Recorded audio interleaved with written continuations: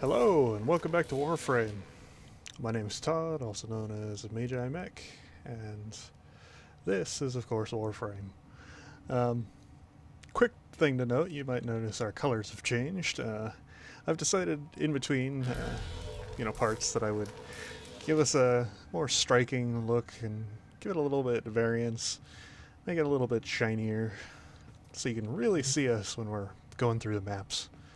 I've also changed the look of the inside of the ship to be a little bit more uniform with the way our look currently is. And I've also changed the look of the outside of the ship. But without further ado, let's head back over to Cetus, like we were going to, and do our first bounty.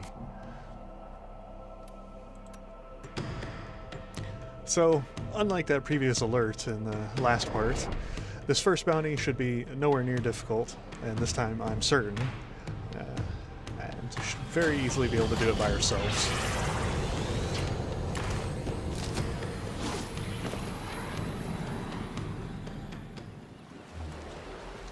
So let's head over to Kanzu and make this quick.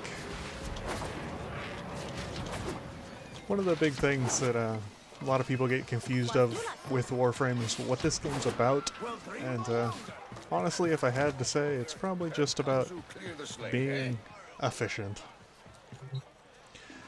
Finding new ways to be efficient with weapons and whatnot is definitely very interesting. Swazdula, Offworlder. Interested in working for me? Gotta prove yourself first. Head out on the plains and show me what you can do. And that's what we will do. We will prove ourselves. Couldn't get anyone to take that on. Early lunch for Kanzu. So, when Prove Yourself starts... Luke Rainier Bossman's been giving us no end of trouble. You're my go-to Tenno. Make him go away, yeah? You'll get your first waypoint to head over through the big gate and into the plains of Eidolon. Should be noted that our frame rate will probably dip here just because it's technically a loading screen. Hopefully it will only be for a couple seconds. Yeah. The plains of Eidolon, the site of an historic battle between the Orokin and a great sentient. These plains are a vast graveyard of the sentients who attacked the tower long ago. If local legends are true, you do not want to be out here at night. Kanzu is right. The Grineer can never be allowed to live comfortably on the plains. Let's make this place as inhospitable as possible for them. And that's what we will do. All your work has led to this. Take out as many Grineer as you can. So, we're going to head towards that objective, and I'm also going to talk about this area. This is the Plains of Eidolon. Unlike any other area in Warframe, it is a kind of an open world, free-roaming like little area where you can do a bunch of different things. When you're doing bounties specifically, you have an objective, but otherwise, if you just come to the plains normally, you'll get minor objectives, but you don't have to do them. This was the first kind of major free-roaming area that was introduced into Warframe, and it's quite large, quite computer-intensive. If you're running on a laptop or something, you may not run this area very good without turning down your settings. Thankfully, I've got a nice desktop and it runs pretty good, aside from that there loading screen. So let's get over here and get to our objective. So the objectives in the Plains of Eidolon change Target spotted. based Strike on fast and take out as many as you can. where you are and what bounty you're doing, and are also randomized in said bounties, so you may not always do the same one. I've located another mass of enemies. Take the fight to them. This is kind of the first time you're introduced to large bodies of water and flying ships and things of that nature. Dropships are a major problem on the plains because they of course bring in new enemies. Large bodies of water are okay if you're just in the shallows, but the second you get too deep, you will be teleported back, same as if you fell in a hole. There are many new enemies on the plains for us to talk about, but we're going to focus on just completing this objective for now. That ship appears to be having some problems. It should be noted that the plains do combine a lot of elements of the game, and if you're not really sure what's going on to begin with, that's okay. There are a lot of things you've not seen before. Just kind of focus on your objective.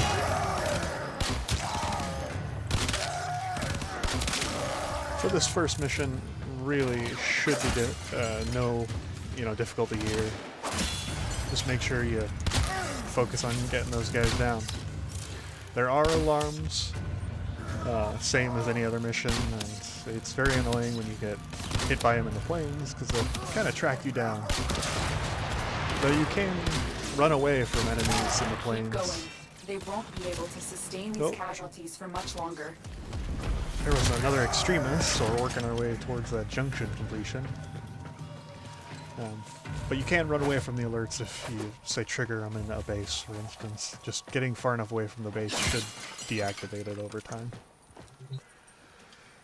16 to 25, we've almost completed them. You gotta kill enough in a time limit, though.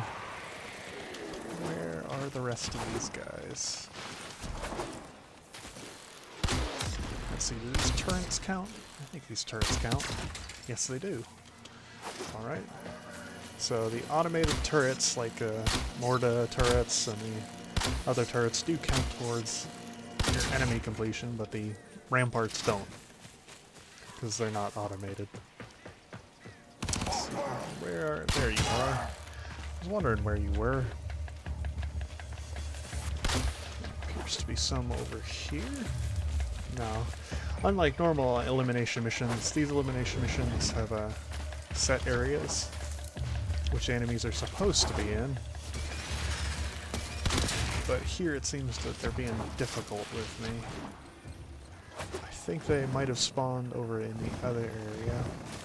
There are many things to do in the plains and many things to collect resource-wise, so it's always good to just run around and collect those. There we go, there's some. You won't really need too many of these resources right at the moment, and man, that guy's just going to space. But later on in the game, you'll definitely need more resources. There's the ballista that I was referring to. They have a sniper rifle very clearly indicated by that laser, and if they hit you, they do a good amount of damage. More Grenier amassing nearby. Usually Get they over don't there and take them out. hit you too hard. Almost feel sorry for them. Then I remember what's been done to us, and I'm at peace. Here's your bounty. Was du la, So, we've gotten our mod, which would be our reward for the bounty, and we also got some reputation with the Ostrons. Once you've completed the bounty and you've kind of walked around the plains enough, you can head back to Cetus, but I think I'm going to spend a little bit of time talking more about the plains. So in the plains, you can of course do fishing, mining, and a whole bunch of other things, which currently we don't have unlocked. But you can also just explore and unlock things by, finding certain things throughout the plains, like resources, among other things. It is recommended that you don't stay out at night too often, and there is a day-night cycle for this area. Night comes with special enemies and whatnot that can be very dangerous, especially early in the game. So let's kind of head back. There is a map which you can open, at least for me anyway, by pressing F1, or is it F2? Ah, it's F2. And this map is effectively the same as the other large map, but if you hold F2, you get a much larger map, which details all of the areas and your little character. Cetus is where you return from the plains back into, the area. There are a bunch of different places to go. This area is quite large, so getting around it is somewhat difficult. There's things that you can get later on in the game that will help you deal with that. There's also a little meter if you hold F2 to get this map open for what time of day it is. And that's a small overview of all the things that you can kind of do, at least just starting out in the plains. There are many things to do in the plains, and you'll be exploring and adventuring around here pretty much throughout the game. Currently, this is the only open world area in Warframe. The rest of it will be missions, as previously seen, but they are planning on adding more areas like this in the future. for now, let's just head back to Cetus and complete our little bounty. It should be noted that if you leave this mission, like any mission, beforehand, say boarding back to Cetus or the Orbiter, you'll be forfeiting your mission rewards, which can be seen in your progress tab. So it's always good to just come back to the door and leave that way.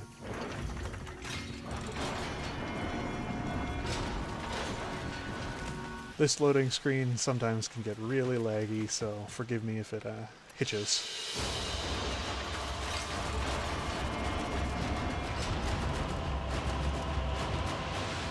And like any other mission, we have a mission completion screen which shows what we get from said mission, and we're back into Cetus.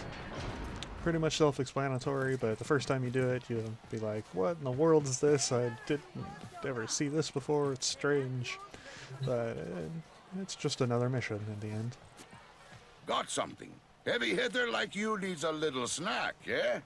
So, from here on out, after completing your first bounty, you get a new quest, which you can do a personal favor, or you can do more bounties.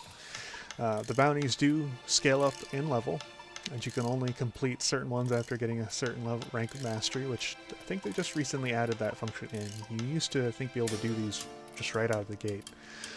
Regardless, the only ones we can do right now would be the 5 to 15 or 10 to 30. 10 to 30 would be a little bit difficult for us. 5 to 15 wouldn't be too bad, which might be how we get some extra mods and some other items. We do actually even have Warframe pieces or blueprints from these, bounties. So we won't be able to really complete getting another Warframe until we get Mastery 2 or unlock a new planet. But this may be one of the quickest ways to get a new Warframe, is getting the Warframe known as Gara from these bounties, which you can do right now. You upping your rates on me. For us, we're going to do a quest. Job board's filling up, off-worlder. Look here, Tinno. Have you met Saya? Lives on the outskirts of Cetus. See? Here's the three of us. Me, Unko, and headstrong Saya. We were inseparable Oots. The two of them even got married. They were happy. Until he disappeared. That was 5 years ago. Saya never moved on. Never accepted it. And now I'm hearing queer whispers. The Granier found some trace of Unko. And just like old times, Saya's about to do something rash. Talk to her, eh? For Kansu. Ayo, we have not spoken in a long time. Shola! So let's go talk to Saya. Pretty sure she's located at the white waypoint, which is kind of hard to see with so much clutter on the map. But not impossible. Right over here. I thought I heard an Eidolon howl my name. It sounded like you, Uncle. Isn't that strange? Shut! No time to talk. There's word of my husband. I have to go. Kanzu is worried about you. Word travels fast. Konzu and I haven't spoken in 5 years. Not since his involvement in my husband's disappearance. And now he sends you by the Unum. I'll accept help if you bring Onko back to me. But miss a trick, and I'll take care of business myself. Understood? Doga. Well, hasn't it been 5 years? What's 5 years? I know he's still out there. I can feel it. I've petitioned those damned quills for years. They seem to have knowledge of the future when it suits them. They're the ones who told me the Grenier have uncovered something that might be Onko's research. Why not just tell me where he is? Tenno, you have to find him. Well, let me see what I can find. Dadup, Tenno. I'll signal you when you're out on the plains. As crazy as this sounds, You're looking for glass. Yes.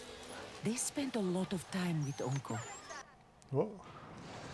A little bit laggy there because we transitioned into a loading screen, but I think we'll be fine. See our new ship too. Looks pretty good. Right back in the All right, plains. Tenno. Be careful out here. Grineer numbers increase the further you venture from Cetus. Patching the Ostrons to your signal now. Specifically, My uncle is alive. I know it. No one cared more for Cetus, for our people, than he did. He worked with the Quills, the Unum's closest servants, to decipher the secrets of the sentient and the glass warrior who sacrificed herself to destroy it. If you search the camp, I know we'll find some sign of Onko. so now we've started this quest, and I just killed my first piece of wildlife in the plains here, which you can get the Kuaka spinal claws, and there's also some buzzards and whatnot that you can kill for some drops, which those resources are used to buy things that we saw from the vendors. Specifically, I believe it's mostly the pet vendor, but again, we don't really have to worry about his stuff right away. And more specifically about the range from Cetus, the amount of Grineer doesn't truly increase, but the levels of those Grineer does, which can be greatly dangerous if you get too far away and you're encountering level 30 plus enemies right off the bat in the beginning of the game. Not great, but in the meantime, let's just head on to our waypoint. Oh.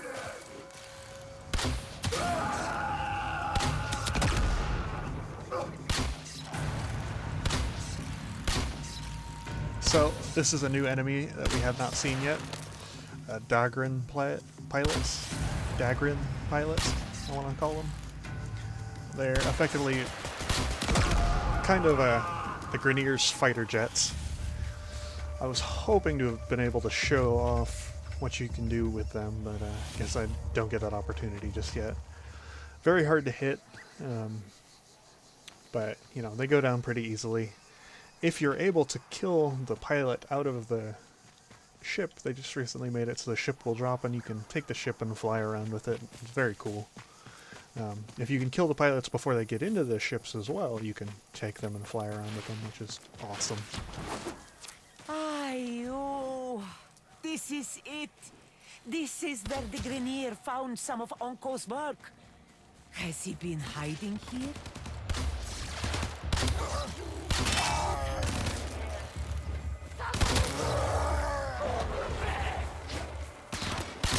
My! Tenno maggots and the greasy eels of Cetus working together! My tusked soldiers will gore you all the same! Heck, I should have known you'd be behind the Grineer incursions here. Who else would feed outmatched troops to an Eidolon if it might further their career?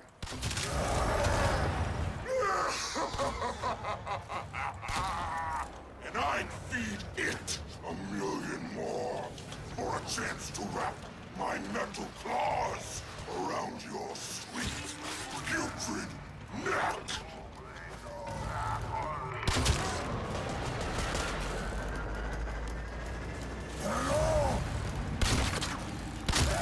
So, just there we were introduced to one of the major lore characters in Warframe, Vahek. He is a Grineer counselor. Scanning the area. I'm getting strange readings from the cave at my waypoint. Smash that drill and go inside. And he'll be a major thorn in our side. I remember that cave. Onko and I used to shelter there. Rock slide sealed it off years ago. I hope he's not. For some time. For some time, Vahek will be a thorn in our side, and honestly, people have made a lot of jokes about him. He's a big meme in the Warframe community. We were also saw an enemy that kind of teleported towards me, but I kind of killed him very quickly. A flame blade. And they're a Grineer enemy that will kind of teleport on top of you and attempt to melee attack you. Not super threatening. I really can't hit that dagger, and I'm just going to stop. You pretty much break the drill by hitting it. Unsurprising. Uncle? Uncle! He should be here! Dagrins are not super threatening because they have very poor accuracy at enemies on the ground, but... By the Onum, is that coffer his? It bears Uncle's mark. It must be important. If it's here and he is not... Oh, please, Uncle. No. Saya. Kanum. I won't say a thing to him, Tenno. I'm guessing he didn't tell you he was with my uncle the day he disappeared. This coffer is strange. I don't understand the locking mechanism. Tenno, return to your orbiter so we can get it open. Will do. If I can... Come on. I really hate you. Die. Oh, alright. Alright, that's enough. I quit. You win. I'm leaving. And that completes that leg of the quest. Oh, he just had to taunt me, didn't he? I'll get you one day. Dang Dagrins.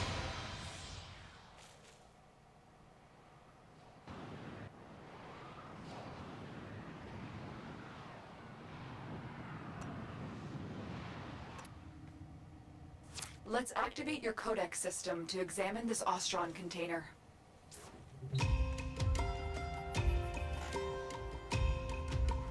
The lock seems damaged. We'll have to force it open. No, wait. Oh, Uncle was a genius, Utz. He's protected whatever is inside with the shutter lock. The key, molded from glass, has been broken. Forcing it would only destroy everything inside. We need to rebuild the glass. If he was dying, he would have wanted this found. But he locked it. Uncle is alive. A new strategy then, Tenno. Sending codex scanners to your inbox. These will be essential in locating the Shatterlock pieces out there on the plains. And so we get codex scanners. Codex scanners are extremely useful throughout the game, and they're kind of how you identify enemies, objects, among other things. There will be many things that we scan throughout the period of Warframe. It gives us much more information on items and objects in the universe. It gives us a lot of information on enemies, which we currently don't have. The biggest point of scanning... To equip your codex scanner, go to the arsenal and use the gear interface to add the scanners to your gear wheel. Which I will do here in a second. The biggest thing about scanning enemies is that it tells you what they drop. Very useful for finding specific mods or resources. So we can equip it by going into our gear wheel, selecting a gear slot, and selecting codex scanners. So, with the advent of our first piece of gear that we kind of need, there are other pieces of gear that we can use. You can buy some from here with remote observers. We get automatically a glyph prism, which allows you to throw your glyph down, which I will explain what glyphs are here in a second. They're effectively just small avatars for your characters. You get starbursts, which are fireworks, grand finales, and then some other items later on, like health kits and things like that, will go in your gear wheel, which is why you have so many slots. There's a lot of things you can put in here, but for now, all you really need to worry about is your codex scanners. You do also have access to another menu here, which would be emotes, which I'm not going to go massively into this, but, you know, it is what it is. It's an emote. You can access that by pushing a certain key while in a mission to activate either gear or remote. And I will kind of show that off in a bit here. Possibly, maybe even next section. But first, I just wanted to make sure that if you're looking to get more codex scanners, you can get more by just going in here and going to equipment and then to gear. You can purchase a whole bunch of things, and you can see there's things like health restores and whatnot, which you'll be able to buy and get. Some of the most important things to have is I would highly suggest getting a cipher blueprint, which is reusable, allows you to build ciphers, which allow you to automate hacking, so you don't have to do them each time. Really good for certain missions, not all of them, but it's pretty good. It would be nice to be able to buy the Cipher ×10 blueprint, but that's far out of our reach for now. You can also buy more codex scanners, which I'll buy 3 extra codex scanners. Don't want to spend all my credits, which each purchase gives you a stack of 25, meaning I now have 100 codex scanners. There's some other things you can buy. A Fomorian Disruptor. I don't need to buy this just yet. Fomorian event actually just happened, and we're not even at that point in the game yet, so not going to worry about that. You can buy Grand Finale, same as you could in your gear wheel. You can buy health restores. This requires herbs, which you can get from scanning items in the earth areas and other areas, which you can buy right now, but honestly, you won't be able to really build a lot of these to make it worth it just yet. The remote observer is the same as in the gear wheel. You've also got some reusable ammo restorers and other types of restorers. The small ones are the ones that you're going to want to buy right off the bat, which are some of the most useful blueprints you'll get in the early game. Again, would like to be able to buy the ×10 blueprints, but really can't do that at the moment. Don't have enough credits for it. There will be a point in the game when we are able to make enough credits to be able to buy this sort of thing, but that is not right now. So for now, we'll just buy the singles, and we'll see if we'll be able to craft some of those.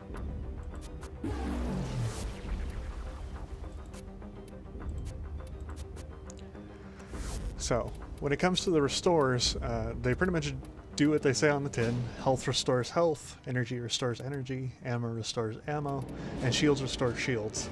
Now you may not think the shields would be actually all that useful because shields automatically come back, but the shields actually give you over shields, meaning that they give you more shield than what you originally had, making it pretty useful if you stack a couple on top of each other for your survivability. But overall, shields are not amazing, and if you don't really need the shield restorers, it's probably best not to build them right off the bat.